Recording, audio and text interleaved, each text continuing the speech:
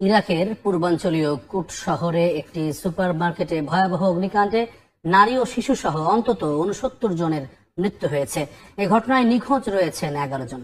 পুড়ে ছাই হয়ে গেছে গোটা মার্কেট। আগুন লাগার কারণ এখনো নিশ্চিত নয় বলছে কর্তৃপক্ষ।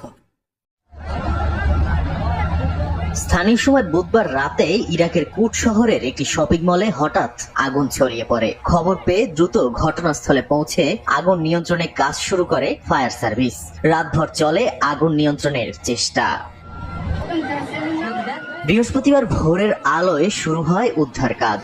একে একে বের করা হয় মরদেহ। হতাহতদের মধ্যে নারী ও শিশুও রয়েছে।